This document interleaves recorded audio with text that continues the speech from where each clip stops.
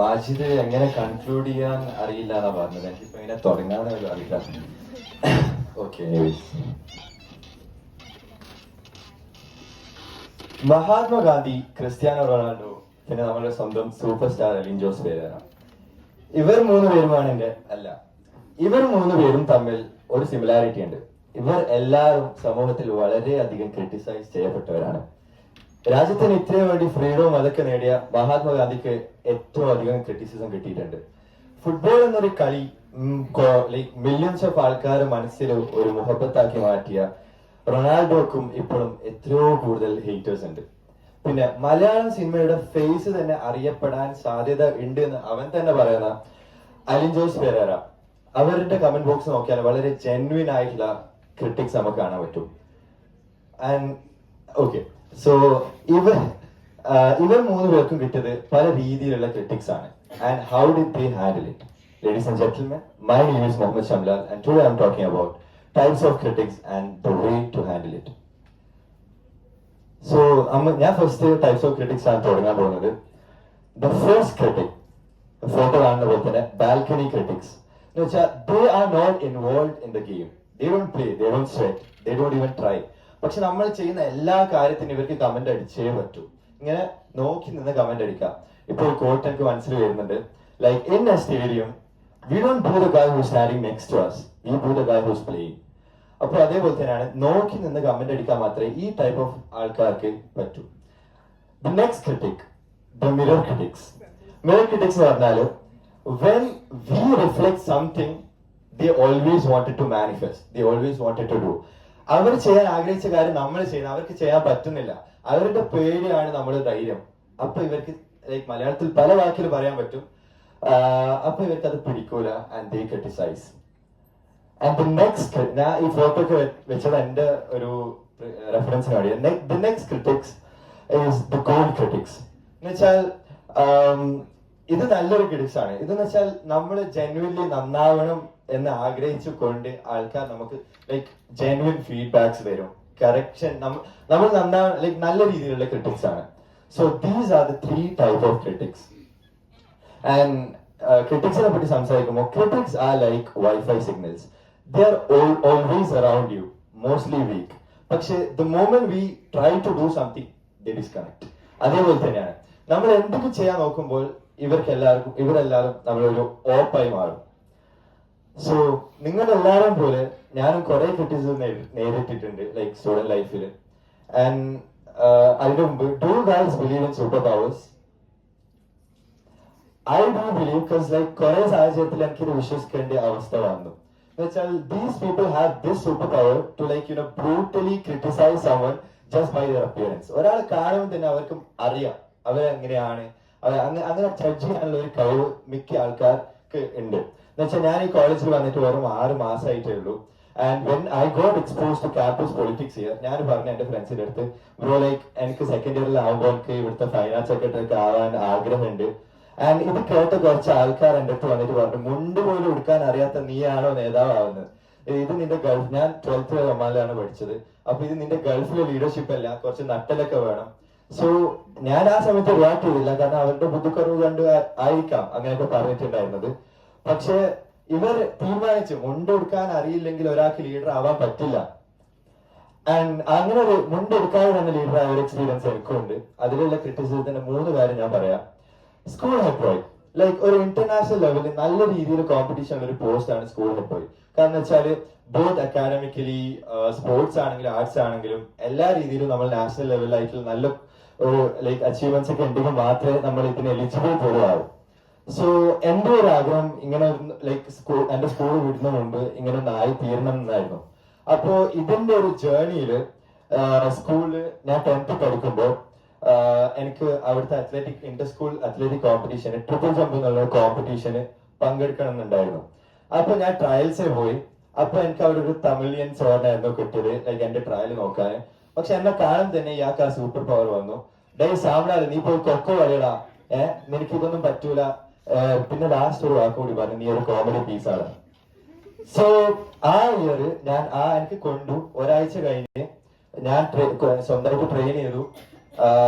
ആ sir trial എടുക്കാത്ത സമയം നോക്കിയിട്ട് ഞാൻ ട്രയൽസിന് പോയി. എന്റെ സ്കൂളിൽ നിന്ന് ഞാൻ മാത്രം ആ ഇവന്റിന് സെലക്ട് ആയി.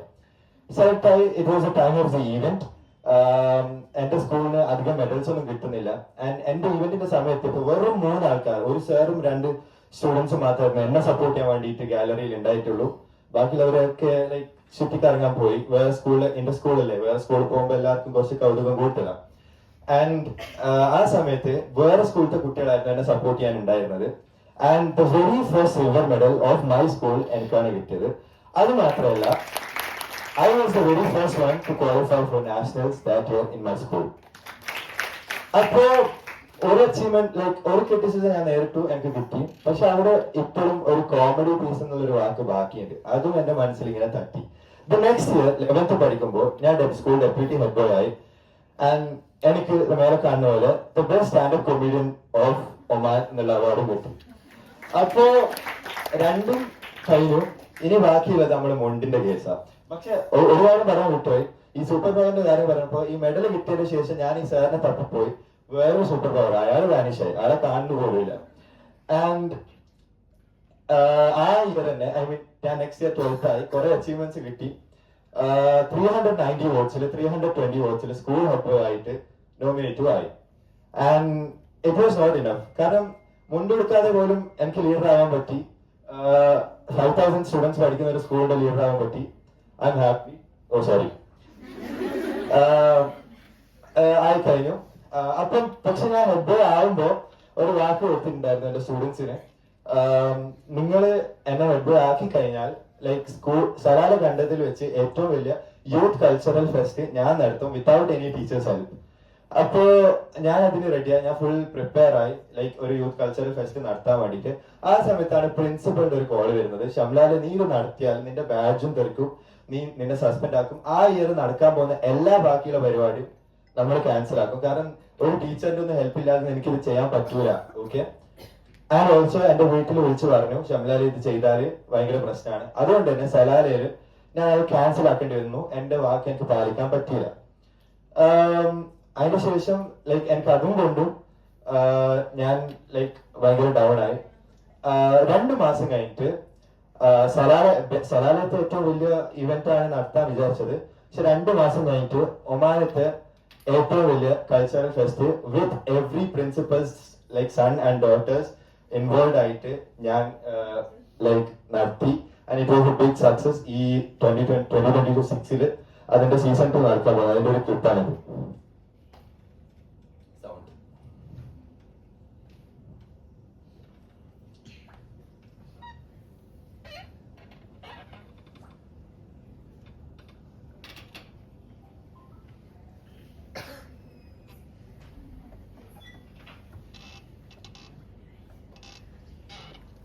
Sorry.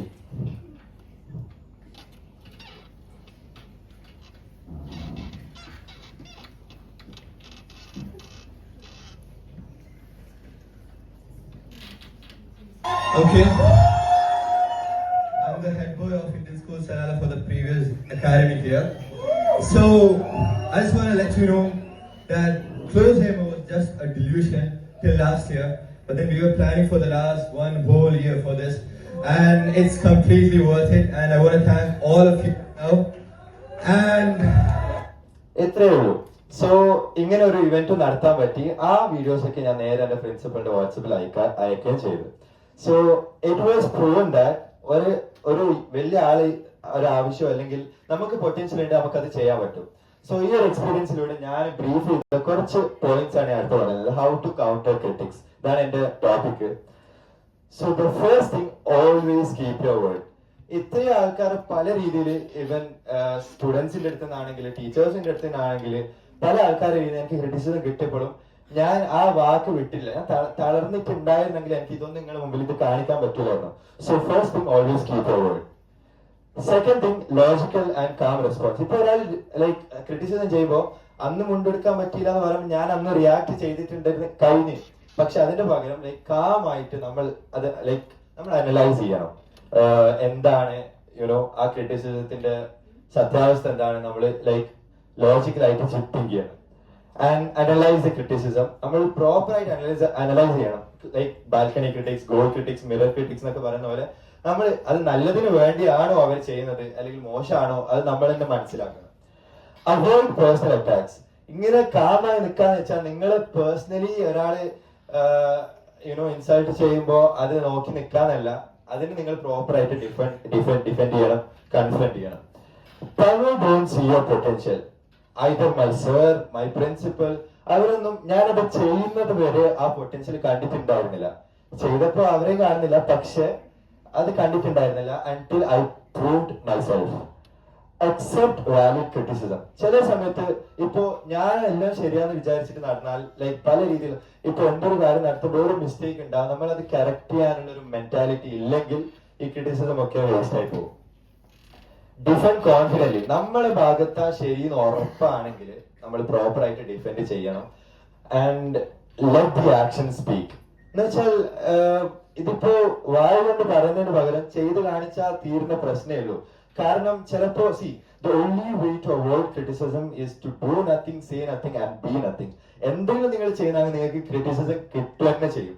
സോ അതിന് നിങ്ങൾ ആകെ നേരിടുന്നത് നിങ്ങളുടെ ആക്ഷനിലൂടെയാണ്. കാരണം നിങ്ങൾ ഒരു കാര്യം ആവാനുള്ള എലിജിബിലിറ്റി തീരുമാനിക്കുന്നത് നിങ്ങൾ ചെയ്യുന്ന പ്രവൃത്തിയാണ്, അല്ലാതെ മുണ്ടോ നട്ടല്ലോ അല്ല. ഇത് പടക്കളത്തിലുള്ള ഒരു സീനാണ്. സോ ആ മൂവിയിലുണ്ട് ക്യാരക്ടർ സ്വാപ്പിംഗ്. അവര് 3 പേരും ക്യാരക്ടർ സ്വാപ്പ് ചെയ്തിട്ട് വേറെ ആൾക്കാരായി ജീവിക്കാൻ ശ്രമിക്കുന്നുണ്ട്, പക്ഷെ അത് പറ്റുന്നില്ല. അതേപോലെ തന്നെ നിങ്ങൾ നിങ്ങളായിട്ട് ജീവിച്ചാൽ തീരുന്ന പ്രശ്നമേ ഉള്ളൂ. കാരണം വെച്ചാൽ every one has their own purpose in this world.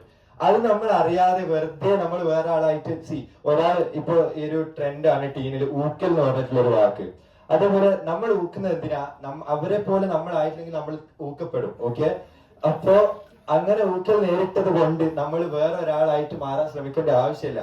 നമ്മളായിട്ട് it's all about the environment. നമ്മളായിട്ട് ജീവിച്ചാൽ ചിലപ്പോൾ അവർ റിയാക്ട് ചെയ്യൂല, നമ്മൾക്ക് ലൈക്ക് നല്ല രീതിയിലുള്ള റിസൾട്ട് കിട്ടും. And last but not least, like you have 2 choices, either be like a gooseberry or like a chewing gum. gooseberry എന്താ, നെല്ലിക്ക ആദ്യം കഴിക്കും പിന്നെ മധുരിക്കും എന്ന് പറയും. സക്സസ് എന്ന മധുരത്തിൽ ക്രിറ്റിസിസം എന്ന കയ്പ് എന്തായാലും ഉണ്ടാവും.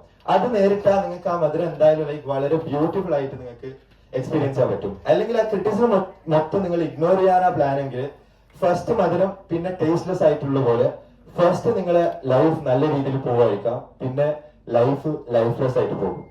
അത് മാത്രമല്ല ലൈക്ക് നമ്മളിപ്പോ ഫിലിം ക്രിറ്റിക്സ് ആണെങ്കിലും എല്ലാ രീതിയിലുള്ള ക്രിറ്റിസിസം നമ്മൾ കാണുന്നുണ്ട്. So be your own critic. എന്ന് വെച്ചാൽ ഫിലിം റിവ്യൂവിൽ പോലെ നിങ്ങളാണ് തീരുമാനിക്കേണ്ടത് നിങ്ങളുടെ ലൈഫ് 1 ടൈം വാച്ചബിൾ ആണോ, സെക്കൻഡ് ഹാഫിൽ ത്രില്ലിംഗ് ആണോ, ഫുൾ ബോറിംഗ് ആണോ, അല്ലെങ്കിൽ ചില ആൾക്കാർ പോലെ കിടന്നോ ഇറങ്ങലാണോ, അതൊക്കെ നിങ്ങളാണ് തീരുമാനിക്കേണ്ടത്. ചിലപ്പോ ഇങ്ങനെ തീരുമാനിച്ചാൽ നിങ്ങളുടെ ലൈഫ് ഒരു ബ്ലോക്ക് ബസ്റ്റർ ആയിട്ട് മാറും. Thank you so much.